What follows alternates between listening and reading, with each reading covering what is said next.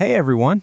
If you've noticed a new option in WhatsApp groups and you're not sure what it does, don't worry, I'm going to walk you through it step by step. WhatsApp has recently introduced a new feature called Add Member Tag, and a lot of people don't know how to use it yet. This feature is designed to show your role inside a WhatsApp group. For example, you can let everyone know if you're a manager, moderator, or host.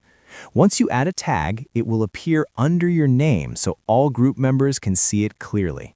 Now, let's get started. First, open WhatsApp on your phone.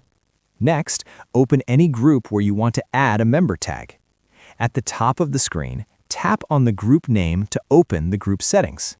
Now, scroll down a little until you see the Add Member Tag option. Tap on it, then type in the tag you want to use.